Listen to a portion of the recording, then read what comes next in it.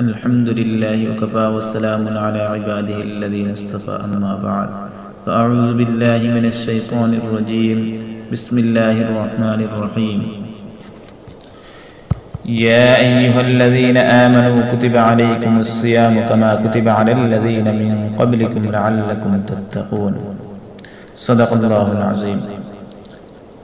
محترم دوستوں، جس موضوع پر میں آج گفتگو کرنا چاہتا ہوں اس کے لیے میں نے قرآن کریم کی اس آیات کا سہارا لیا ہے کہ اللہ تعالیٰ فرما رہے ہیں، اے ایمان والو، اللہ نے روزے کو تم پر فرض کیا ہے جیسا کہ تم سے پہلے لوگوں پر فرض کیا گیا تھا، تاکہ تم لوگ متقی اور پرہیزگار بن جاؤ۔ آپ اس آیات پر غور کریں گے تو آپ کو ایک عجیب بات سمجھ آئے گی۔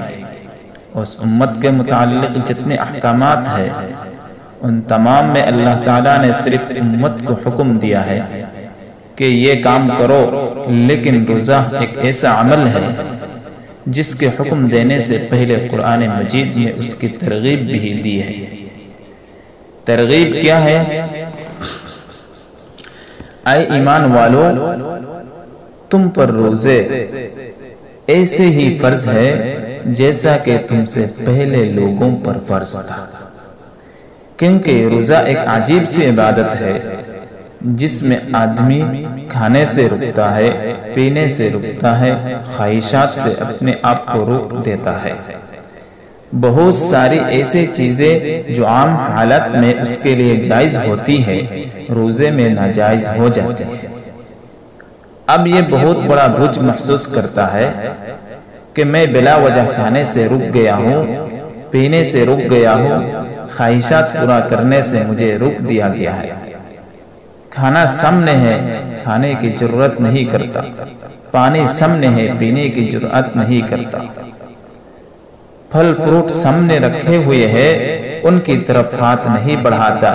یہ آدمی بڑا بوجھ محسوس کرتا ہے۔ اللہ تعالیٰ نے ترغیباً فرمایا، کما کتب علی الذین من قبلکم، اے ایمان والو، جس روزے کی فرضیت تم محسوس کر رہے ہو کہ صبح سے لے کر شام تک پورا دن کھانے پینے سے، خواہشات نفسانیہ سے رکھے ہو، یہ تم پر صرف فرض نہیں، تم سے پہلے امتوں پر بھی فرض تھا۔ جب روزہ ان پر فرض تھا تو پھر تمہارے لیے کیا بوجھ ہے؟ تم بھی سعادت اور غنیمت سمجھو۔ علماء نے لکھا ہے، پہلے جتنی امتیں تھے کوئی امت ایسی نہیں جس پر روزے کی فرضیت کا حکم نہ آیا ہو۔ حتیٰ کہ سیدنا آدم علیہ السلام کے متعلق مشہور ہے کہ جناب آدم علیہ السلام ایام بیض کے روزے رکھا کرتے تھے، ہر ماہ کی 13، 14، 15 تاریخ کا روزہ رکھا کرتے تھے۔ سیدنا نوح علیہ السلام پر یوم عاشوراء کا روزہ فرض تھا۔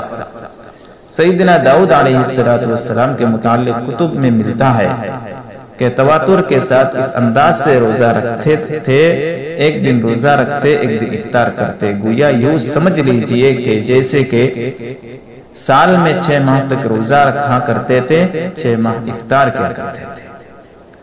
سیدنا موسیٰ علیہ السلام کے قوم پر 40 دن کے روزے اللہ نے فرض کیے تھے۔ سیدنا عیسیٰ علیہ السلام کے قوم آج بھی 2 ماہ تک روزہ رکھتے ہیں، گویا کسی امت پر روزے کی تخفیف نہیں ہوئی، روزہ سب پر فرض تھا۔ سیدنا آدم علیہ السلام نے روزہ رکھا، تمام نبیوں کی امتوں نے روزہ رکھا، صرف اس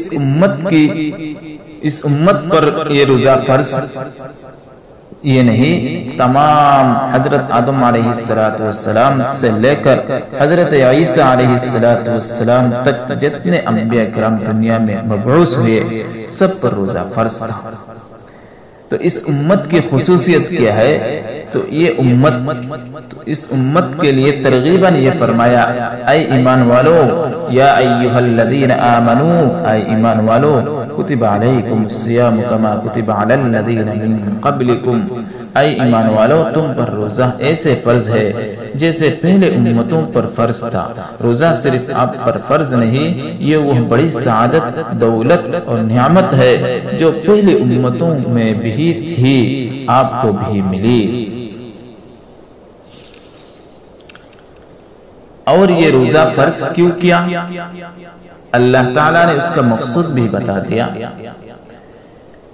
اس لیے کہ لعلکم تتقون، یہ تم روزہ رکھو اور تمام گناہوں سے پرہیز کرو تاکہ تم متقی اور پرہیزگار بن جاؤ۔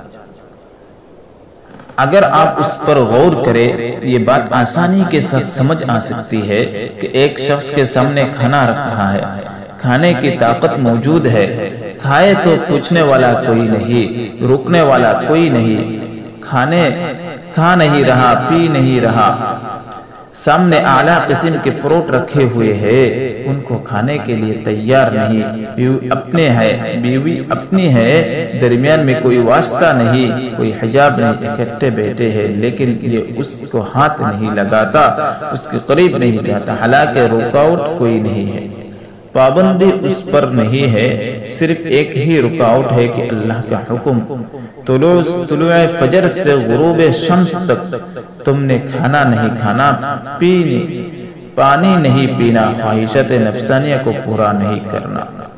آپ کھانا کھا رہے تھے، جو ہی سحری کا وقت ختم ہوا آپ نے کھانا چھوڑ دیا، چیز سامنے رکھی ہے زبان سے نہیں لگاتے، پانی سامنے رکھا ہے ایک گھونٹ پینے کے لیے تیار نہیں، دودھ سامنے رکھا ہے پینے کے لیے تیار نہیں۔ آپ دیکھو جب افطاری کا وقت قریب آ جاتا تو اعلیٰ قسم کی چیزیں لے کر آئے ہوئے بچے سامنے بیٹھ جاتے ہیں، بچہ اٹھا کر کھا رہا ہے، کہتا ہے ابو آپ بھی لے، امی آپ بھی کھا لے، وہ کہتے ہیں نہیں بیٹے ابھی تھوڑی دیر رک جاؤ، انتظار کر رہے ہیں۔ امی ابا کس کا انتظار کر رہا ہے؟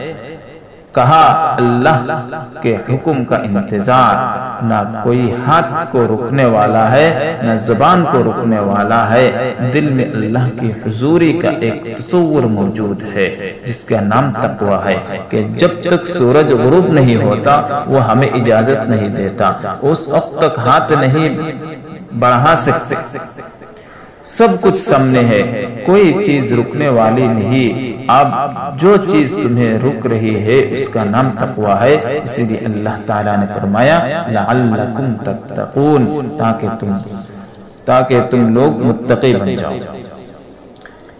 میرے دوستو، یہ رمضان یہ اس امت کی ایک خصوصیت ہے۔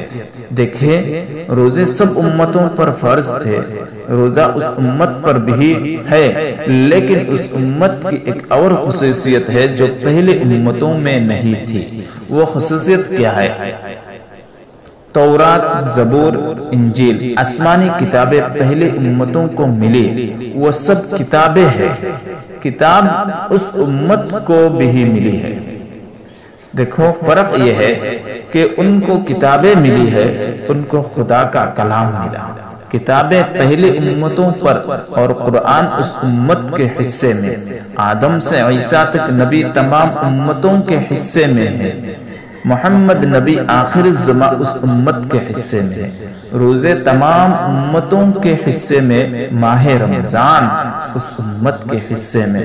رمضان جیسا بابرکت مہینہ، عظمت والا مہینہ، یہ صرف محمد رسول اللہ صلی اللہ علیہ وسلم کی امت کو ملا ہے، اس لیے پہلے کسی امت کو نہیں ملا۔ شیخ عبد القادر جیلانی رحمت اللہ علیہ فرماتے ہیں رمضان غنیمت الطالبین ایک کتاب ہے، اس کتاب کے اندر فرمایا ہے کہ ایک عجیب بات لکھی ہے۔ شیخ لکھتے ہیں کہ رمضان میں ایک ایک حرف اس مہینے کی صفت کو ظاہر کرتا ہے۔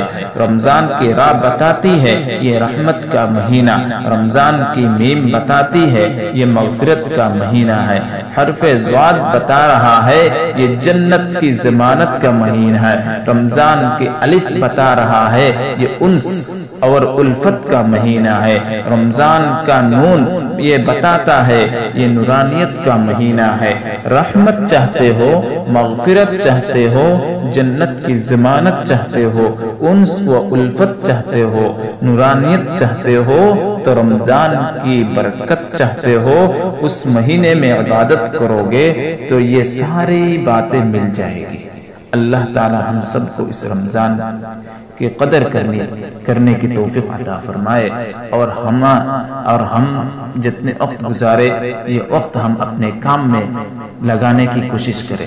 اللہ تعالی ہم سب کو سننے اور کہنے سے زیادہ عمل کرنے کی توفیق عطا فرمائے۔ وما علینا الا البلاغ۔